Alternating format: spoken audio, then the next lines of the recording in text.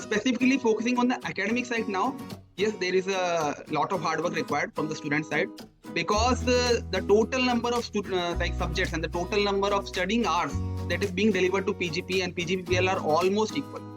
So technically speaking, what they are learning in 2 years, you have to learn in 1 year. And that is again a startup culture, again because you have to do everything very fast. Said that when they started their career, of course they were expected to work really, really hard. And I don't understand why people are so thin-skinned now. Just because somebody's saying that I'm suggesting everybody works hard. What's wrong with that? It's a conscious call. It's free will, right? A lot of people get into startups because they understand they want to work 120, 130 hours a week. And that's perfectly okay. I mean, I've been through... So I will frankly tell you that in the last 6 months, my MBA journey, I have only used these two softwares. And again, in the last 6 years of my corporate journey, I only used these two softwares. I never worked with specifically on Power BI. I worked on for a short period of time when I was doing data visualization and all. But yeah, Power BI is also very good.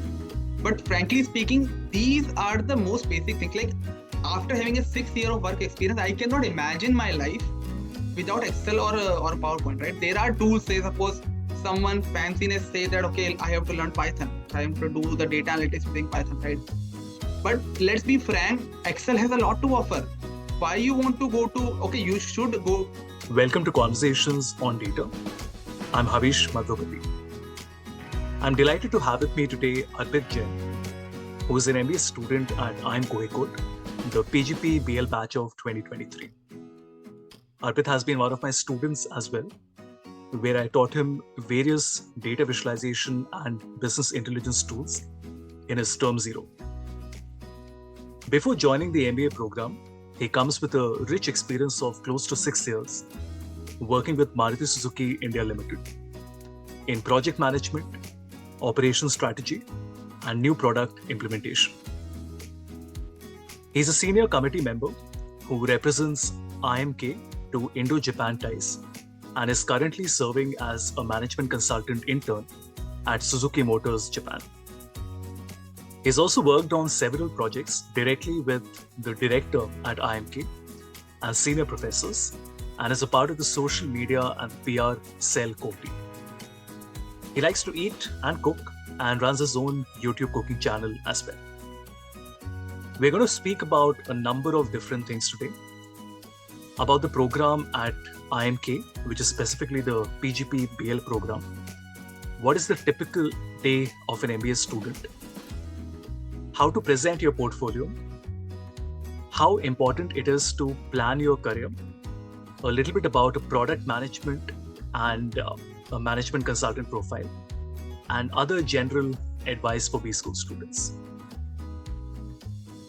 Hello, Arpit. Welcome to the podcast. Hi, Havish. How are you? Doing very well. Very excited to talk to you about a number of different things. So to jump into it straight away, tell us a little bit about your background, your past role before you joined IIM Kozhikode, and where do you aspire to have a career shift? Perfect. So first and foremost, my big hi to all the viewers. Regarding my background, so currently I'm a student of PGP-BL 1 year full-time executive course in IIM Kozhikode. And it has been 6 months since I left my job and like technically saying working here as a student in IIM Kozhikode because there is a lot on the plate. But yeah, I have a past long history of close to 6 years of work experience. I worked in Maruti Suzuki, like passed down in 2016 from NIT Jalandhar, and after that I was recruited in Maruti Suzuki as a GET, where I worked mainly around operations, product development, and also somewhat around the crisis management part. I have been the product manager of a lot of models that are currently in the market of Maruti. And it was a rich experience because I was used to work with a lot of both client-facing role as well as people directly on the line. So I worked with the blue-collar workers also as well as the white managers also. So it was a very rich experience, very different from what usually we do in the data side or in the tech side. But you know what, whenever I used to think that am I going the right path? Is this path good for me in the long-term future? And when I usually talk to my people or peers or my previous friends who are currently in the tech side or IT side, and they are getting very good shifts. So I always used to think like, is this the right path? then MBA came to my mind. Okay, I should do an MBA. I was always good with public connections and all. I was good in interpreting data. So I think I should do an MBA, and this actually landed me up in doing MBA in IIM Kozhikode. So yeah, past 6 months have been very richful for me. It was a completely different experience, and yeah, there are a lot of things on the plate in IIM Kozhikode. You can experience a lot of things, as everyone know, one of the best colleges in India. But yeah, I have always tried along with the academics. I always tried to indulge myself in other aspects as well. Maybe be it curricular, be it doing projects with faculty, or I've been also been fortunate enough to have been selected in few of the corporate projects as well. So yeah, it has been a very roller coaster ride till now. Currently, I'm placed right now. So yeah, I have added much more things in my platter for Now, the next 1 year. there is a lot of information on the website, but we would like to hear from the horse's mouth. Tell us a little bit about the specific PGP-BL program. I mean, I have engaged with you guys since the pilot batch, but I would like to hear from you as a student's vantage point. Tell us about the course in which you're enrolled. How has your overall experience been in these last couple of months? And we would like to hear your journey and what are you looking forward to? Okay, so I will take you back to the BL1 batch when it briefly started like 3 years back. So we are kind of startup. Let me say this very clearly. So IIM Kozhikode is basically famous for the typical 2-year PGP courses, right? In which you have the great placement, you have great cohort, you have people from all the industries. But obviously, this batch of PGPBL is technically a 1-year full-time, that is on-campus executive course, mainly targeting over people who have experience of greater than 3 years. And if I talk about on the academic side, that is then we require people who have minimum 3 years of experience and have done either CAT or GMAT or GRE. So that is the basic criteria to apply. And obviously, being a top institute, there are competition. But starting from last 3 years, the batch has grown a lot. And if I talk currently about here, like now we are 100% offline because last 2 years, because of COVID and multiple reasons, there was a lot of haphazard things going on the campus, right? So people were there, like in BL1 batch, it's actually the 1-year course actually increased to 1.4-year course because of COVID and all. But now we are currently very stable. The batch is completely 100% offline. We are here in campus. We do a lot of activities with PGPs together. We have been given the best professors that IIMK actually can provide, along with the best visiting faculties like you. So the overall course is going very good. If I talk about a bit on details, like I will like to bifurcate the details into mainly 3 aspects that students actually look for. And first and foremost, most thing that students look for is placements. Let assure me the placements are going very good, and you will see the results soon. The placements have already increased from BL1 to BL2 to BL3. The average packages as well as the median packages have increased. And also the variety of the companies that come to the campus have also been like very good. That can actually directly be seen in the placement brochures that actually display what kind of things are going on. And our target, like the actual competition is like IIM Ahmedabad, Bangalore, Calcutta 1-year courses. And as well as I will put ISB also in the same category because ISB also is a 1-year course. Obviously, ISB is competing with the PGP courses also, but we are also in kind of competition to ISB also. But if I talk about the cohort that is coming here right now, it is one of the most amazing cohort that I have been. Like we have students who have made aircrafts. Then we have students like me who have made cars. We have students from the data analytics background. We have students directly like entrepreneurs having already an overall turnover of 100 crores or so in their companies. So yeah, we have a very diverse batch. People are good. There is a lot of bonding together in the batch because we are now on offline. And the best part that I like now in the PGPBL batch is we are now, because of being completely offline, we are now being very able to interact with PGP students. So the limitation of not having interaction with the PGP student because of being online is now not there. So we can actually interact with them, we can actually learn with them, they can actually learn with us. And there is a lot of interaction going on, both on the cultural aspect, like say non-academic things, also an academic thing, as well as corporate projects. So a lot of interaction between PGP and PGPBL is going on. And the both of these courses actually combined overall strengthen the IIMK phenomena, right? Specifically focusing on the academic side now, yes, there is a lot of hard work required from the student side because the total number of subjects and the total number of studying hours that is being delivered to PGP and PGPBL are almost equal. So technically speaking, what they are learning in 2 years, you have to learn in 1 year. And that is again a startup culture, again, because you have to do everything very fast paced. And this in somehow develops you in a personality who is very fast paced, who actually delves into things faster, who actually thinks faster, and who actually make decisions faster. I am actually liking it a lot. And if you are someone, I am specifically targeting people who may want to come or may want to appear for 1 year executive courses. Yes, 1 year executives are very fast paced and you will learn a lot in very short amount of time.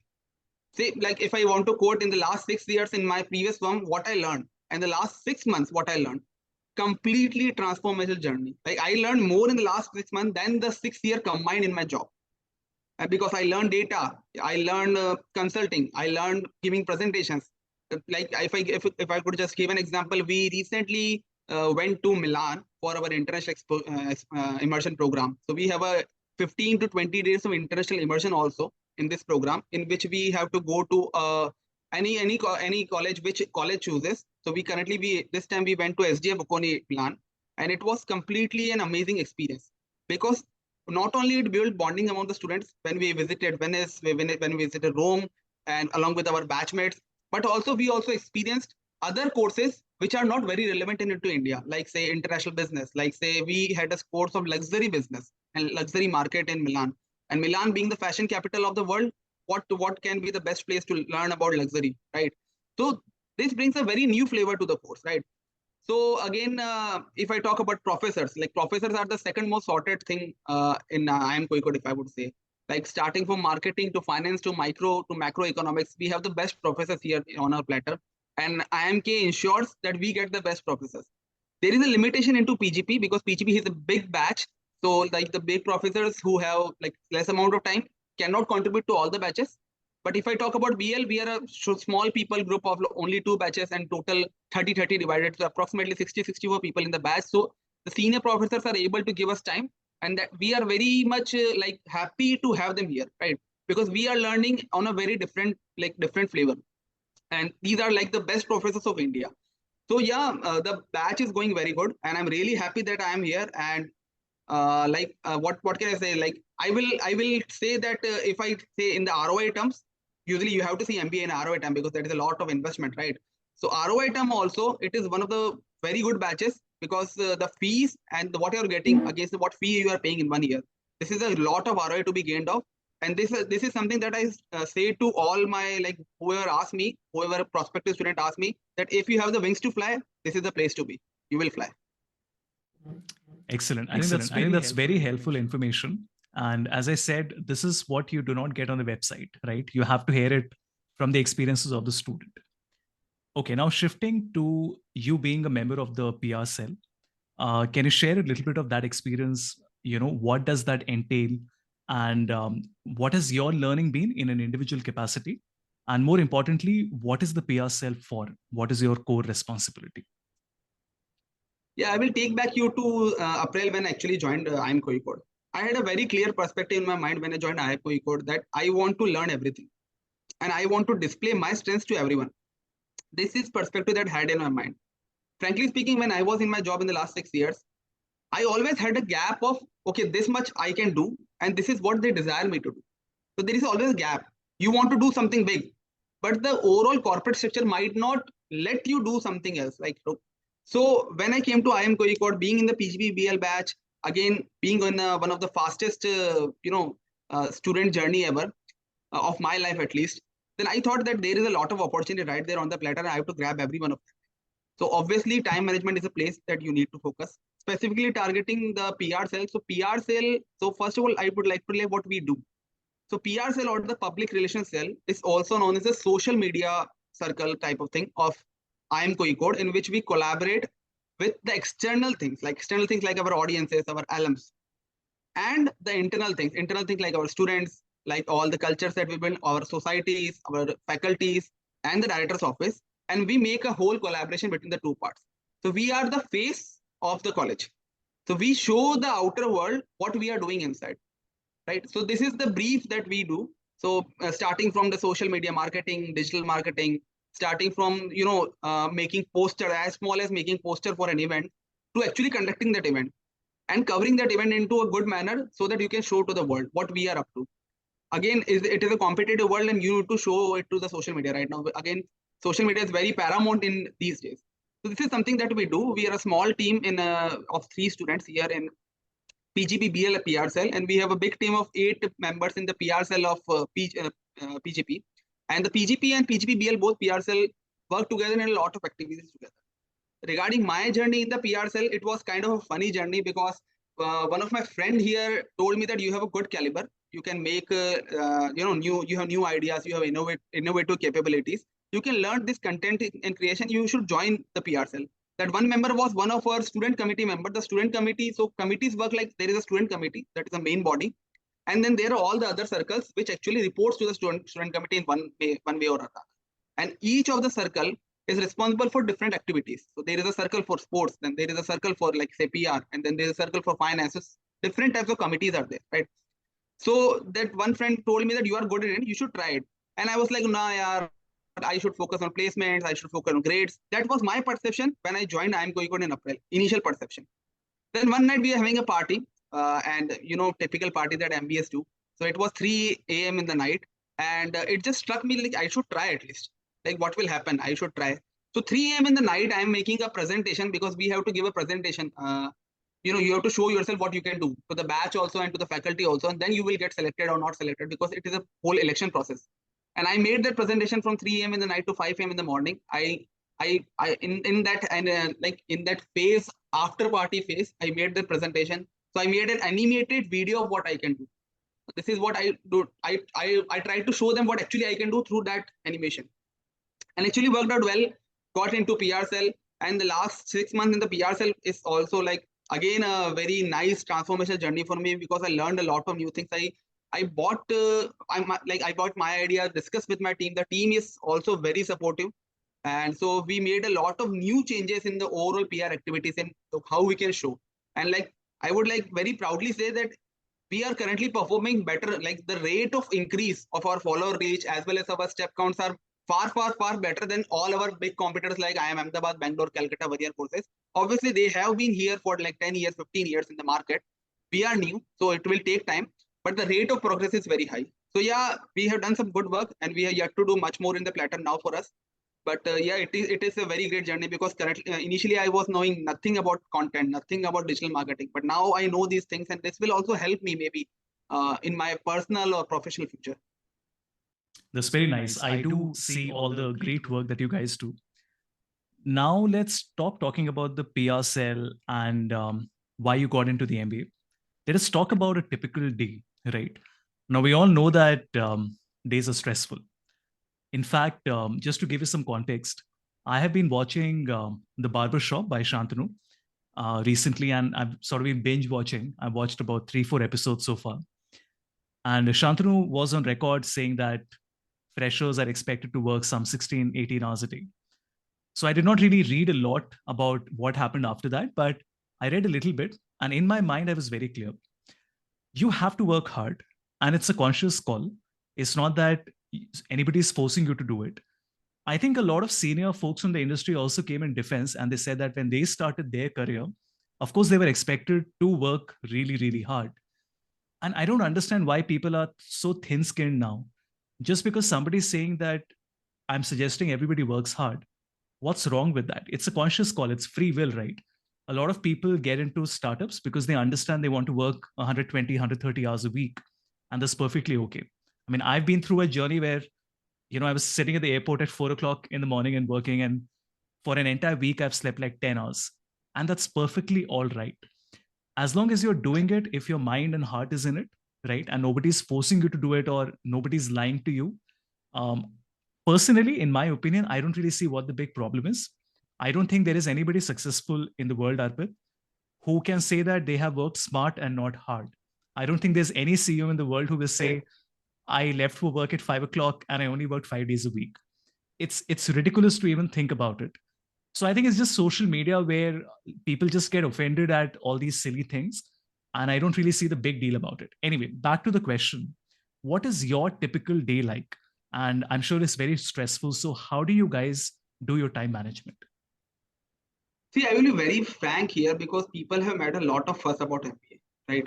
So a majority of folks do MBA only for placement. Let's be very frank about it, right? And but I will tell you the journey before placement. So placement usually start, if I talk about say 1-year course, the placement will usually start after you are 6 months down the lane of the course. So halfway through the course, then the placement will kick in. So the first initial 6 months, people do compete with each other. So it is a competitive world, right? You compete for grades, you compete for being in a particular cell or being in a particular committee, you compete for, you know, positions, you compete even in the like sports era. So this competition is actually bringing the best out of you, right?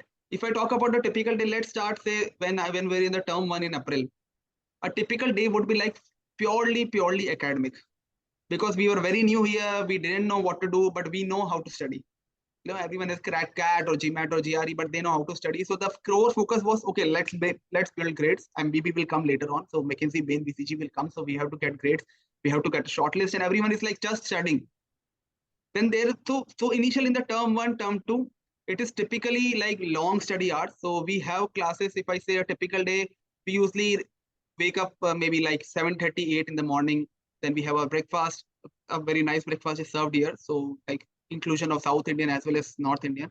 And after breakfast, we go to our classes, and the classes usually start 9:15 in the morning. And the classes may vary from day to day, but a typical classroom might start from 9:15 in the morning, and it might end up to 7:30, 8:30 in the night. So like it is obviously stressful, because you are completely, you know, doing a job from last 7 years. You are typically structured in a way that you have to like work on a desk or maybe work online, anything, what job you are doing. And now you are scheduled to study for the whole day. And you have to study sincerely, because in term 1 and term 2, you will have the best professors and the best subjects down to your lane. So we have finance, we have microeconomics, macroeconomics, marketing, all the best subjects that you always aspire to learn in an MBA, you are thrown away directly in the term 1 and term 2, because that is the most basic, you know, building block terms of the overall MBA journey. So a typical day will usually last, you will go through classes, and once the classes ends, you will have a bit of like 10 to 15 minutes breaks in each class, but once classes end, you will be thrown away with assignments. And there are a lot of assignments, let me say very clearly, there are a lot of assignments. You have to do assignments, presentations, projects, like your night will spend in that. And then you have to present them maybe on the next day or maybe a few days back. Like, so how, like it might seem like a stressful journey at start, but over the course of the overall MBA journey, you will get used to it. So, you know, say a diamond is maximum shines when it is like rubbed again, right? So it works like that in the MBA also. Initially speaking about myself, I was someone who was not able to speak fluently, who was not able to speak English very clearly to a group of people. I usually have a fear of speaking in front of people. Now, if I specifically say like 15 days back in Milan, I gave a presentation to a group of people who were consisting of both my batchmates as well as some international people, so to say. We had professors from SDA Bocconi, and I was very confident. So MBA brings you that. MBA will give you, so you will be doing these things again and again and again on day-to-day basis, that you will feel it is part of your life. You will never feel fear giving presentation back again. And I see a lot of transformational journey in my batch as well. People who have been introverts were less introvert during the end of the journey. People who were very extrovert, they actually knew that they do not need to talk to everyone. So it will bring new light to your life. And so again, a typical day will last and you will have dinner, then you will do your assignment. So this is like a typical day when you are having studies. So basically term 1 and term 2 will be this. Bringing into term 3, you will start feeling the heat of placements. Again, now you need to prepare for the placements as well. So term 3 and term 4, mainly term 3, people think of doing something for the placement. Okay, where they start to retrospect where they want to go to the next life, right? Okay, I came from a core background. Say suppose I want to go to IT or tech, then I need to build that. I need to maybe do some courses. I need to maybe do some data analytics courses, right? So what I need to focus, term 3, people will start thinking about that, and they might start working on that. And in the near about end of term 3 and the starting of term 4, like mid around term 4, we have our international immersion. So a lot of things about visas and all go on, and half a set things go on. Okay, we need to get a visa, kisko visa mila, kisko nahi mila. So a lot of things go on at that point of time. And then we went for our international immersion. The international immersion part of 15-day part, people enjoy a lot because you are in Europe. So currently this time we were in Europe, and you have spent so much to go to Europe. So why would not people enjoy it? So 15-day a good break is there. And just after coming back from international immersion, we have our placements on the platter, right? So the placement time, I would say, might be one of the most stressful time if you are not prepared well. But yes, if you are confident and if you have prepared well, you have done your preparations, you have done good work in the past experience, it will be a piece of cake for you. Literally speaking, people make a lot of fuss about placements, but it is all about yourself, how you present yourself to the interviewer. And placements might be one of the most stressful time, because your friend might get placed and you might not get placed in your dream company. And you might also not have very clarity which company is going to come next, where I'm going to fit in. So placements are typically a very stressful time. Deep diving into placements, you get an information of, say, suppose the most extreme stress that you can actually take on is a company will give you a PPT round 9 p.m. in the night and will ask you to present in the morning 9 a.m. So you have a 12-hour with you and you have to present your best. So you need to make a PPT, you need to generate ideas, then make a PPT, then you have to, foolproof your PPT with your friends and colleagues, and then you have to present that in a good manner in the interview. So the companies also want you to be very fast pacing. They actually think, okay, you are from IIM Kozhikode, so they have a perspective in their mind, and that perspective is paid for during the placement time, right? So again, after placement, so for example, I am already placed. So I got placed in the end of September, and technically after placement, the MBA is over. Literally, MBA is over. People do not think much. People do not think about academics. People do not think about, they just enjoy their life. And I would strongly recommend to enjoy the life after placement, because once the corporate journey again kick in from the next year, April, you will not enjoy this life. So enjoy your life, have trips with the friends and all. So usually the stressful life almost ends after placements. And then maybe people want to do something that if they always wanted to do in their life and they are not getting time, maybe going to that walk, or maybe having that marathon, or maybe having, dating a girl or something like that. So people do these things. So the stress level decreases when you go through a journey, majorly because of two reasons: because you do not care, and secondly, you become strong. So this happens like that. All right. So you have worked with the IIM director very closely, and you're serving as a consultant intern for a global firm in Japan. So can you tell us a little bit about the opportunities and how really you get the time to do so many things? I think you have partly answered the second part of the question, but if you can tell us a little bit about this assignment that you're working on as a consultant. Yeah, that assignment actually came. So this assignment actually came in, I think, June. So a global firm that is currently based out in Japan, and they are a big automotive firm. So one of the biggest automotive firm in the world, and they actually wanted to diversify their business in India. So they are one of the biggest firms, biggest automotive OEM of India, and they wanted to diversify their business out of mobility also. So what they can do next? And so they wanted the business side of it. And after having a lot of discussions with maybe their senior management, they finally chose IIM Kozhikode to do that project, and IIM Kozhikode was awarded that project. And after that project, because IIM Kozhikode is not specialized in automotive, or even say none of the MBAs specialized specifically in automotive domain. So they wanted people who can work for them.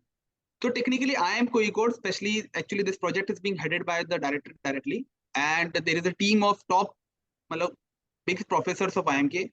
There are deans also involved that actually handle this project, and they wanted a core student team, a strong team that can work and assist them in the project. And that is where I came in. So there was an application round in which more than 250 students actually participated. So it was open to all PGP-BL 1-year executive courses as well as the PhDs. And a lot of students applied. It was a paid internship, and obviously the internship was in Japan. So there was a lot on platter to learn also. And we had to travel to the OEM locations in Delhi as well as in Japan. So there was a lot of things to learn. So a lot of people applied, and out of those, the director finally chose a team of 5, in which 3 students are from 1-year executive course of PGP-BL, me and two of my friends, and there are 2 people from the PGP batch. So we are currently making the overall strategy blueprint for that firm, that how they will grow in the next 30 years in India, how they will diversify their business. And this actually takes up a lot of time. So again, the time management part, you have to handle that, because this is some learning which you will never get from your books. This is some learning that you will never get from the classes. You are doing a live consultancy project for one of the biggest OEM. So it is a lot of learning to platter, but there is a lot of hard work to be required. Not only it is always said that getting into MBA is easier than actually getting out of MBA, because MBA will grill you a lot. And it is like that only. When you do such projects which you take on your platter, so this is nobody has asked you to take, but you have taken by yourself. Then you have to prove to them, because this is a high stake project. For example, if I say we have to give weekly presentation to the director, okay, so this is what we have done and this is what we have been going through. And then we have to do the same presentation to the client also. So this is something that this is actually what you are going to do after MBA also. So this is the practice session for us. And gladly speaking, we have been doing it quite great because we have an amazing team and the professors are also very supportive. And we have we have been to Japan for 18 days, learned a lot there, traveled to Japan. I was very fortunate to meet the CEO of this global firm, the global CEO. And it is something that, you build your network also. And that you can, that may help you in the future, right? So I will suggest all the students to always look out for such projects and give their best and show the world what you can do. Because unless you show, the world will never offer you opportunities. Right. So a follow-up question on this. We have spoken about why it is very important to get out of your comfort area, try new things, and obviously work very hard. But how do you demonstrate all of this? It's one thing to work hard, but it's another thing to articulate all of that to the interviewer, right? Because your journey has to be compressed into maybe a 5-minute conversation. So when you're creating your projects and your portfolio and talking about the internships that you have worked on, what would be the best way for you to demonstrate this work to recruiters? Yeah. So, see, in the last 6 years of my journey in Maruti Suzuki, where I was working, I was fortunate to handle a big team. So I was handling a team, say suppose I was also a coordinator to a lot of projects where I was handling a lot of people from diverse background, diverse culture, and diverse mindset. A lot of people will have a mindset which is negative. Okay, they do not want to do this work, but you have got to take that work from them. And this actually made me in a good people person. I just know how to talk to people. Like I will articulate it like this. And this you can only do through practice. Like some people are there who are introvert. I would not say I'm an introvert. I am a bit of high level extrovert, but this helps me to talk to people. So like I shamelessly talk to people. I will never fear to go to that CEO and just call them around if I have his or her number, right? And this is one quality that you need to have in you if you want to really show what you are doing and if you really want to network with people, right? Obviously, there is a way to contact a person based on his or her level, but you have to learn that way. Maybe you will have failures at first, but you will gradually learn over time. So if I specifically talk about, say, IIM Kozhikode, whatever I have done, and say there is an interviewer in front of me during a job interview, and I want to showcase him, then first and foremost thing is dividing it into simple 2 parts. Okay, you have to first understand that he or she is here because he or she is already interested in you, or he or she is already seeing your resume. He or she already knows what stuff you have done, at least on paper, and you just now need to convert the resume into a real resume. And you have to showcase that you have actually done those work, right? So the most simple part would be, out of the work that you have done, just pick the things which actually interest the interviewer. For example, if there is job interview, what the company do, you have to showcase them that you are interested in that thing and you have done something of that thing and you can do some bigger things, right? So you have to pick out the things because your resume might have A to Z, but you only need PQR, right? So you need to pick out those PQR and you need to showcase them in the interviewer that, okay, I can do these things in a very good way. And then you can show your real life examples into it. So you should have some 5-6 stories built in with you. And obviously these stories are not made up stories. These stories should be real because you might be grilled and it feels the interviewer will get to know, okay, you are being true or not true. So you should have stories in your life. You can have a diary. You can write. So what I do, I have a lot of stories in my life. So I don't have to have a diary, but you can actually do that. You can actually do that. You can have 5 good stories from your life that you can fit into various interview questions and build your interview over the course of the interview. So specifically speaking, what I do, I have a good eye contact with the interviewer. So I will have a good eye contact with the interviewer. I will have a good smile on my face. I will greet them nicely and then I will show what I have done and proof it up with details. So detailing is very necessary because the upper parts anyone can say, but what actually you have done in the detail. For example, you say that you have done a consultancy firm for a global firm. Okay, what next? How have you done it? What was the blueprint? What were the people that you interacted with? How much people skill do you require for that? So detailing is very necessary, and detailing you can actually do when you actually done that work. So seriously speaking, if you want to project yourself in a good manner, you have to do the background hard work. And you being like one of the, like I always admire your work because when you were in the campus and the way you teach data analytics is something that you are you're really passionate about that. It feels so. The audience will feel that you are passionate for that work or not. That passion you have to show to the interviewer as well. And I'm really speaking, the interviewer is there to hire you only, or maybe whatever the audience is, they are here for you only. And you just need to show them that, yes, you are the right candidate for them. And you will do good. Frankly, you will do good. There is no point in stressing out. And if you're not able to do good, there might be two things again, that you are really not fit for the company. You have to understand that also. That if you are really not a good fit, for example, if there is a data analytics company and you just don't know data analytics, you just don't like data analytics, then it is no way proving that to the interviewer that you want to do that job. Because at the end of the day, you will always not like that job, right? So it is a fit kind of situation, and you should understand what you want to do in your life. Do those projects that will help you go to the journey, and then showcase it to the world. As simple as that. Right. I think that's a very interesting point. I think peer pressure also comes in, right? I mean, we sometimes apply for the jobs which we don't even want to apply for. And I think it takes a lot of courage to say no. People feel it takes a lot of courage to work hard. But I think when you're at a top B school, everybody is working hard. So, that is balanced out. I don't think there's anybody who's not working hard. But I think the courage to say this is not fit for me, or maybe the herd is going in one direction, I want to do something different. I think it takes a lot of confidence, and everybody should have that ability to take risk. I mean, in your 20s and in your late 20s, if you're not taking risk, then when are you going to do it? I think that's the way I feel. Let's talk about a management consultant role. So students who are looking at a management consultant role, what specific skill sets should they be looking at acquiring? And if you can also speak a little bit about product management, if you want to, in terms of the skill sets that are required. Sure. So regarding the management consultant, so I am also recruited in one of the big firms in management consultant domain only. And I've been doing a consulting projects during my MBA journey also. So pertaining to management consulting, we have to first crack down that what is management consulting? Like, why these two big words like management and consulting, what are these? So simply speaking, you consult the managers.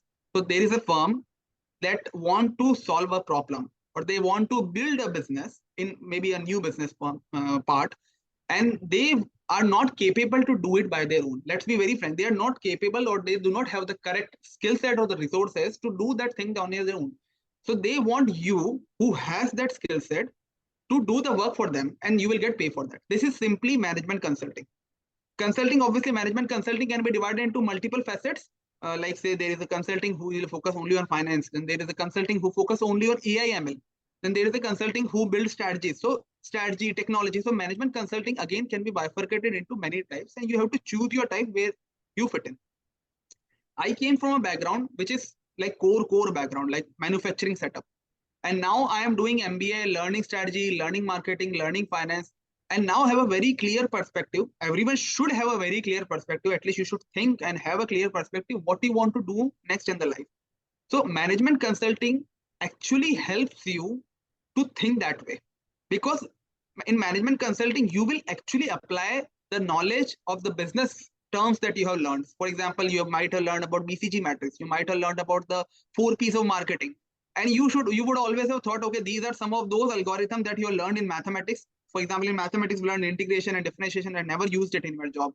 So you always might think that you might not be using them in the job, and that might be true.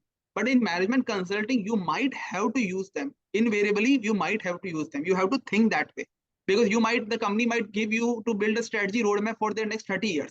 So you have to think, okay, who is my customer? What is my product? How am I going to do it? How I am going to lure my customer? How I am going to market my product? These are all things that are combinedly might help you be a good management consultant. Now, strategically speaking, what skill set that you require to be a good management consultant? So I will bifurcate this question into two types. First, what skill set you require to being recruited as a management consultant? Like what you need to show in the interview. And second, what skill set you require to be actually good management consultant? So first, if you really want to be an actually good management consultant, the biggest skill set in my knowledge, what I think is required is people skills. You need to know your customer. For example, you have a client, which is suppose big company. So you need to showcase your work in a way that attracts the customer.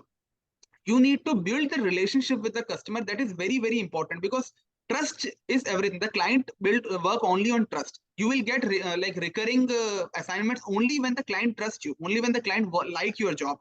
So you need to, again, you need to deliver the work that they want. You need to show them the results, but you also need to connect with them, and their people skill will come in, because on one hand you need to connect to the clients, and on the other hand you also need to connect with your team.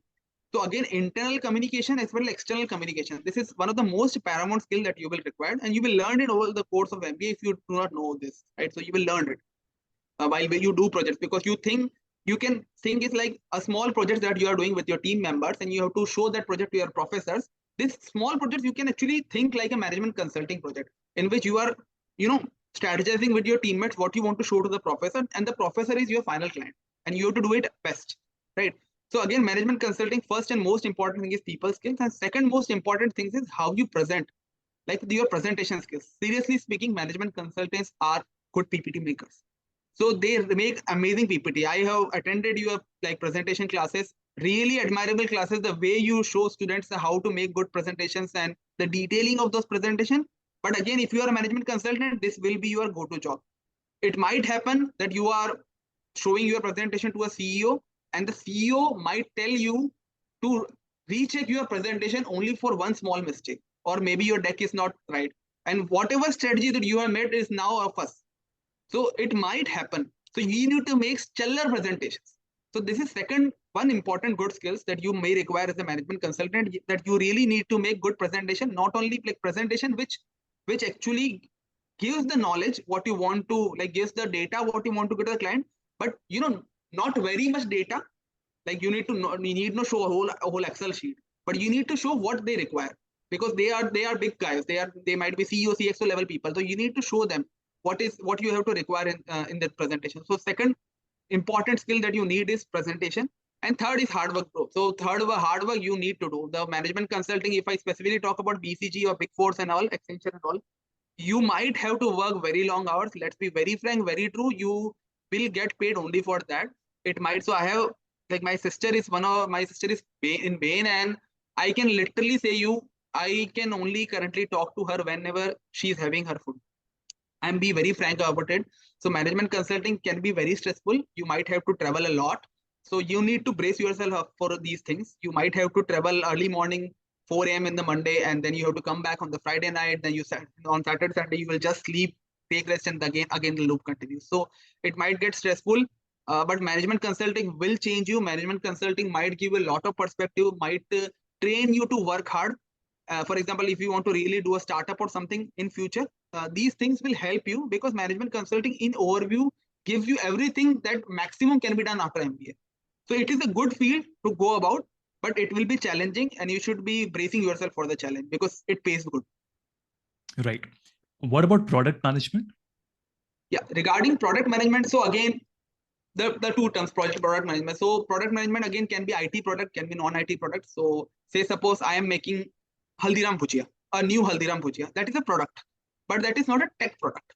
And then there is a product like, say, Wipro launches a new software, or say suppose Accenture launches Industry X. So Industry X, so these are products which are tech products. So product can be bifurcated into majorly two types in product management domain. This domain of, say, actual product are the known as brand managers typically, because they handle a brand. So for example, you will be given a, say suppose, a brand of, say, Haldiram Bhujia, or say suppose a brand of say suppose a book or a laptop. Say Dell is launching a new laptop, that is a physical product. You will be responsible for handling the overall that product, whereas here is in tech product, you are responsible for handling the software. So both of these products are again targeting on the customer. So in product management domain, the most important skills that you require is you need to know your customer, what your customer requires, right? So a product manager typically is responsible for the overall success, or like if there is a loss in the product, then again also you are responsible. And if the product is generating good profit, then again you will be given the phrase for that. But you are responsible for everything, starting from getting insights from the market, what the customer requires, actually building that product with the help of collaboration with different entities, maybe external or internal teams, and then finally testing that product, launching that product, and even after launching that product, taking the data from the market, whether the product is doing right or wrong, or what new things you want in the product or what modification you might require in the product. So everything comes under the domain of product management. So typically speaking, you are a collaborator of everyone. Say suppose I handled a product of new Alto. Say suppose when new Alto was coming in Maruti, so when new Alto was being launched, so I was the product manager of that model, new Alto model. So what I typically need to do is starting from taking insights from the marketing team. Okay, this type of product customer wants. The customer wants a low cost, high fuel efficiency model. Okay, so we want something, we need to give this customer something, because Maruti Suzuki typically had that customer segment. And what is the second thing? Customer want big volumes but low margin. So we are playing now on volumes. Okay, we have clear mindset. Then the engineering team will design, will showcase. Okay, so we have to give the between the marketing and the engineering. Then comes the production. Okay, whatever you are designing, whether it is feasible on the line or not, whether my line worker is able to make that product or not. Then come the quality checks. Okay, what parts do we need? What are the quality of those parts? What fuel efficiency are we testing? So the testing will come. The testing team will do the fuel efficiency test. And then team will be finance. Okay, you have this finance for this project. This car must not go about this budget. Then there will be a team of costing. So multiple teams are there and you are on the verge of all the teams. So typically a product manager is responsible for overall product. You might not be doing anything directly on the product. You might not be touching a bolt of the car, but you are responsible for overall collaboration with all the teams and finally make the product. You have to make the product, you have to give it to the marketing team and they will sell the product. So it works like that also. In small firms, it might happen that you have to sell the product also. Say suppose if I talk about you are a startup guy, right? So you have to sell your product, you have to market your product, everything you need to do. So typically product manager is responsible for everything. And if you're really interested and you're really excited about this field, majorly speaking, in MBAs, majority of the product manager roles are tech side.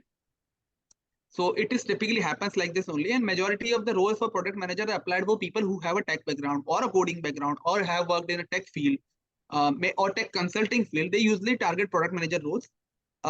So in MBAs it works like that.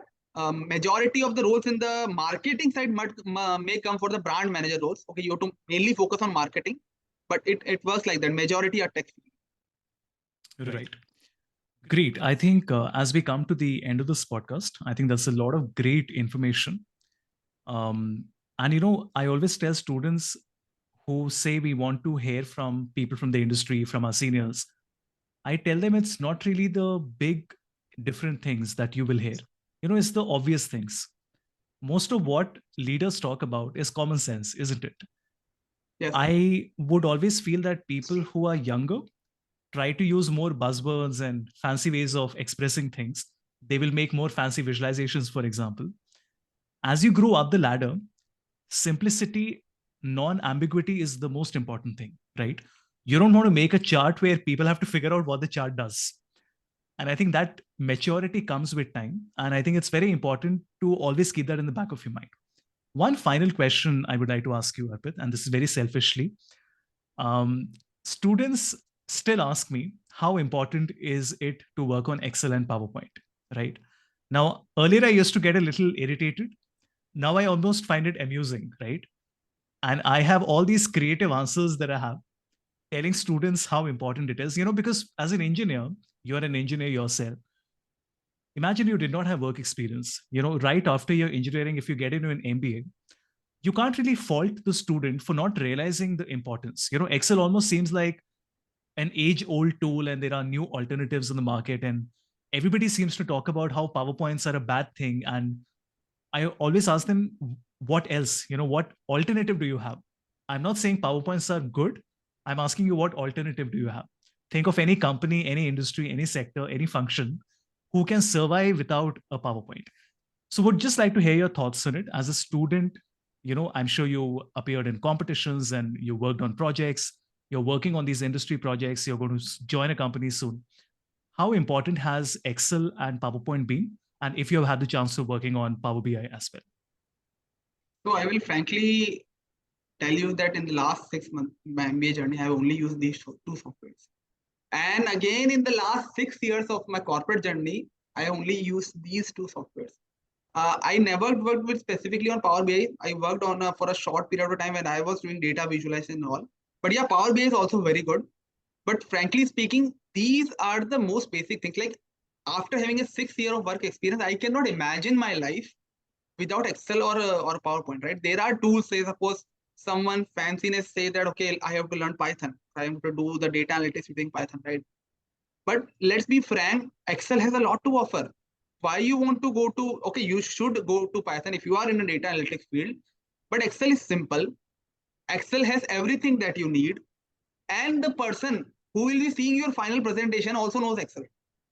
So let's be very frank, there is no option and there is wide acceptability of these two things. So while you have no option, no other options or no better options available in the market, but these two options have the most wider acceptability also. So again, if I come back to the customer wala point, then your customer also need these two things only. For example, say I am giving a presentation, a PPT. Say I made a PPT in a fancy online platform, and it happened actually. So we were in Chennai for one of the national level competition, B school competition, being organized by one of the subsidiary units of Mercedes. So we were there on the final round, giving a national final presentation. We did it on PPT, everything was fine, very good. But another team, they did on online platform. I will not name the platform, but it was an online platform. And what happened is when they were trying to use this, like there is a button like to change the slide, and the slider button will not work on that online platform. And it was a very haphazard situation in front because the CEO is in front of you. You are giving a presentation and your presentation is not working. Why? Because the PPT or the PowerPoint is being integrated, seamlessly integrated with all of those things, and it just works. Simply, it just works. And you like you have everything in the presentations. You just need to have that exact knowledge. If you really want to, say suppose have those animations or really want to build that amazing stellar presentation, yes, frankly speaking, you can make those in simple PowerPoint. Microsoft PowerPoint will work good. You just need to learn those things. There are tools available. Even there are add-ons available into like PowerPoint, which will help you do those things. But frankly speaking, you do not need to go to anywhere else. And again, coming back to your point of simplicity, you need to keep it simple. Whenever you are showing data to a senior person, he or she may want the data only what is required for the business or the project or whatever he wants to see. You do not have to like give all the data, all the presentation, all the visualization that you have made and just showcase them what you can do. No, it doesn't work like that. It is not a presentation of what you can do or what you have to offer. It is not your portfolio presentation. It is a presentation what is required. And frankly speaking, what is required can be solved by simple PowerPoint and Excel. Specifically Excel, I have been working on Excel from last, say, maybe 10, 12, 14 years. Even when I was a kid, I was working on Excel. I have never seen a simpler tool than Excel. Seriously speaking, if I need to do a calculation, I will better do in Excel on a calculator. So Excel, I really trust Excel a lot, and it has a lot to offer. I have never faced any challenge on Excel. Like really no challenge I have faced on Excel, and it seemingly works with everything. Now that I'm going to the data analytics field, because I'm going to that field now after my MBA, so I might want to learn about new things. But whenever I talk to my peers or my seniors who are there already in the firm, I again get this common feedback that, yeah, boss, you don't need to learn many things. You just need to have like good customer mindset, good project management skills. And if you know Excel and PPT, you will survive. Like they really speak to me. Okay, you might want to learn Tableau or Power BI for the data visualization part. But frankly speaking, if you know these two things good, yeah, know these two things good. Like you should know, obviously if you have time, you can invest more on it. But whatever there is the target segment, whatever you require, these two things will like work fine for you. Excellent. Thank you so much, Arpit, for taking out the time. It was my pleasure speaking with you. I hope everyone benefits from this conversation as well. Thank you so much. Thank you so much for having me here. Thank you.